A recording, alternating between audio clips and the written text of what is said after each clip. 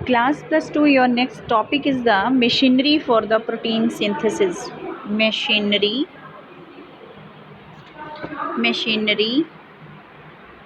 for protein synthesis. ठीक है। तो इसमें जो है इससे पहले हमने क्या पढ़ा कि डीएनए से जो है वो आरएनए की फॉर्मेशन हो रही है। अब आरएनए से जो प्रोटीन्स बनेंगी, तो प्रोटीन्स बनने के लिए किन किन चीज़ों की आवश्यकता होगी, ठीक है, वो देखना है हमने मशीनरी को देखना है कि किस किस चीज़ की ज़रूरत है प्रोटीन्स को बनने के लिए। तो सबसे पहले जो ज़रूरत है वो किस चीज़ की है, मैसेंजर आरएनए की है, जो कि आपको इस फिगर में दिखाई दे रहा है नीचे। यहाँ पे देखिए मैसेंजर आरएनए, ये दिख रहा है आपको मैसेंजर आरएनए। तो सबसे पहले जो ज़रूरत है वो किसकी है, मैसेंजर आरएनए की। जो फर्स्ट आपका है वो क्या है, मैसेंजर आरएनए। मैसेंजर आरएनए, इसका क्या काम है कि सेल के अंदर ही बनती है ना प्रोटीन्स, और न्यूक्लियस भी होता है सेल के अंदर। तो न्यूक्लियस जो भी इंफॉर्मेशन देगा, ठीक है, न्यूक्लियस जो भी इंफॉर्मेशन देगा वो इंफॉर्मेशन जो है वो कहाँ पे जाएगी, राइबोसोम्स तक जाएगी। किसके थ्रू जाएगी, मैसेंजर आरएनए के थ्रू। तभी इसको मैसेंजर बोला है। मैसेंजर मतलब मैसेज लेके जाने वाला, मैसेंजर का मतलब मैसेज को लेके जाने वाला, ठीक है। तो मैसेज किसके पास जाना है, यहाँ पे सेल के अंदर राइबोसोम्स होते हैं, राइट, राइबोसोम्स होते हैं, ठीक है। तो राइबोसोम्स जो हैं उन्होंने प्रोटीन्स को बनाना होता है। ये जो राइबोसोम्स हैं ये प्रोटीन्स को बनाएंगे। तो न्यूक्लियस जो है इसके पास जो इन्फॉर्मेशन है वो इन्फॉर्मेशन जो है ये मैसेंजर आरएनए के थ्रू जो है वो किसको देगा, राइबोसोम्स को देगा। और राइबोसोम्स जो है वो किसको बनाएंगे, प्रोटीन्स को बनाएंगे। तो इसी तरह से ये जो है ये क्या है, mRNA है। तो यहाँ पे क्या बता रहे हैं कि यहाँ न्यूक्लियस से इन्फॉर्मेशन किसके पास जाएगी, mRNA के पास जाएगी। mRNA से इन्फॉर्मेशन को कौन रीड करेगा, स्मॉल सेगमेंट ऑफ राइबोसोम, और वो क्या बनाएगा, प्रोटीन्स को बनाएगा। ये पढ़ना है आज आपने, ठीक है। तो इसमें जो है वो सबसे पहले क्या है, मैसेंजर आरएनए की ज़रूरत है। क्यों, क्योंकि मैसेंजर आरएनए जो है यही हेल्प करेगा किसमें, प्रोटीन्स के बनने में, ठीक है जी। सेकंड नंबर पे जो ज़रूरत है वो किसकी है, ट्रांसफ़र आरएनए की, जो आपको इस फिगर में यहाँ पे दिखाई दे रहा है, ठीक है। सेकंड किस चीज़ की ज़रूरत है, ट्रांसफ़र आरएनए की। तो इसका जो है वो अडेप्टर रोल होता है। क्यों, स्ट्रक्चर और फंक्शन जो है ट्रांसफ़र आरएनए के, इनको जो है वो डिटेल में स्टडी किया गया है। कहना है कि जो ट्रांसफ़र आरएनए मॉलिक्यूल होता है ये स्मॉलेस्ट मॉलिक्यूल होता है, ठीक है, सभी आरएनए के टाइप्स में से सबसे स्मॉलेस्ट होता है। And it is also formed from the DNA in the same way as messenger RNA. और ये जो ट्रांसफ़र आरएनए है ये भी जो है वो कैसे बनता है, जैसे कि सेम जो है मैसेंजर आरएनए से इसकी फॉर्मेशन होती है। होता कैसा है ट्रांसफ़र आरएनए, सिंगल स्ट्रैंडेड होता है, क्लोवर लीफ का होता है। कैसी लीफ स्ट्रक्चर होता है इसका, क्लोवर लीफ का स्ट्रक्चर होता है, ठीक है। एल शेप्ड मॉलिक्यूल की तरह दिखाई देता है। ट्रांसफ़र आरएनए जो है ये पार्टिकुलर अमाइनो एसिड को जो है वो पिकअप कर लेता है, ठीक है। यानी कि जो अमाइनो एसिड बाइंडिंग साइट है यहाँ पे, इस अमाइनो एसिड बाइंडिंग साइट से ये पार्टिकुलर अमाइनो एसिड को कैच करेगा। Transfer RNA has G at its 5 prime end. इसका जो ट्रांसफ़र आरएनए का 5 प्राइम एंड होता है वहाँ पे जी यानी कि गोयानिन जो है वो प्रेजेंट होता है। क्या प्रेजेंट होता है, guanine. And CAA at the 3 prime end. अगर आप इस एंड को देखो ध्यान से यहाँ पे, तो यहाँ पे जो है वो 5 प्राइम एंड होता है, यहाँ पे जो है वो 5 प्राइम एंड होता है, और एक जो है वो 3 प्राइम एंड होता है। जो 5 प्राइम एंड होता है वहाँ पे गोयानिन होती है, ठीक है, क्या होता है, गोयानिन होती है। और जो 3 प्राइम एंड होता है वहाँ पे क्या होता है, CCA यानी कि साइटोसिन एडिनिन, और साथ में हाइड्रोक्सिल ग्रुप जो है एडिनिन का वो प्रेजेंट होता है। CCA end is meant for the attachment of amino acid. तो अमाइनो एसिड आकर जो है वो कहाँ पे अटैच होता है, इस CCA के साथ 3 prime end of transfer RNA के साथ जो है अमाइनो एसिड आकर जो है वो बाइंड होता है। ये मशीनरी चली है अभी प्रोटीन सिंथेसिस के लिए, ठीक है। प्रोटीन सिंथेसिस के लिए किस किस चीज़ की ज़रूरत पड़ती है। 4 की reasons can be identified on the transfer RNA molecule. कह रहे हैं कि यहाँ पे 4 साइट्स ऐसी होंगी जहाँ पे आपको देखने को मिलेगा, यानी कि एक साइड पे अमाइनो एसिड आकर बाइंड करेगा, दूसरी साइड पे जो है वो राइबोसोम आकर अटैच करेगा, तीसरी साइड पे मैसेंजर आरएनए आकर अटैच करेगा, और फोर्थ साइट ऐसी है जहाँ पे एंजाइम साइट है, जहाँ पे एंजाइम मॉलिक्यूल्स जो हैं वो आकर बाइंड करेंगे, ठीक है जी।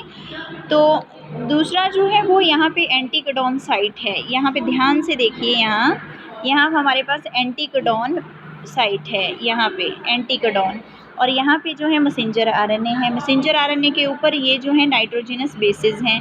इन्हीं नाइट्रोजनस बेसिस को जो है रीड करने का काम किसका होता है, रीड करने का काम जो है वो किसका होता है, anticodon loop of the transfer RNA. ये एंटीकोडॉन लूप जो है ट्रांसफ़र आरएनए की, वो इन कोडॉन्स को रीड करती है, ठीक है। तो इसको हम बोलते हैं एंटीकोडॉन, ठीक है। और मैसेंजर आरएनए के ऊपर क्या प्रेजेंट है, कोडॉन्स। मैसेंजर आरएनए के ऊपर क्या प्रेजेंट है, कोडॉन्स, जैसे कि लिखा भी हुआ है यहाँ पे, ध्यान से देखो, यहाँ पे कोडॉन है, ये कोड्स हैं, ठीक है। और आप देखो यहाँ पे कोड्स हैं, कोड्स को रीड करने के लिए एंटीकोडॉन लूप है। अब एक और चीज़ ध्यान से देखना है, यहाँ पे ये देखिए, यहाँ पे एक साइड पे जो है वो जी है, ठीक है, गुयानिन है, देन साइटोसिन है, देन साइटोसिन है, ठीक है। यहाँ पे देखिए साइटोसिन है, तो यहाँ पे जो गुयानिन आ गया, यहाँ साइटोसिन है, गुयानिन आ गया, यहाँ गुयानिन है, यहाँ साइटोसिन आएगा, ठीक है। तो यहाँ पे जो है एंटीकोडॉन लूप है एक साइड, और एक साइड कोडॉन्स हैं। तो ये जो मैसेंजर आरएनए, जो मैंने अभी बोला कि मैसेंजर आरएनए जो है न्यूक्लियस से पहले मैसेज किसके पास जाएगा, मैसेंजर आरएनए के पास जाएगा।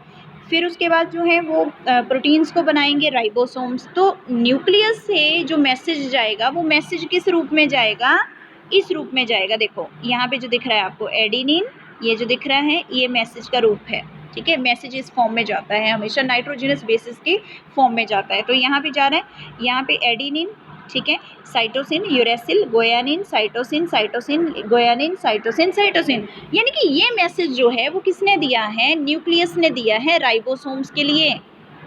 समझ आ रही है। अब ये जो मैसेंजर आरएनए के ऊपर मैसेज दिया है, ऐसे बहुत सारे मैसेजेस जाएंगे अलग अलग नाइट्रोजनस बेसिस के रूप में, है ना।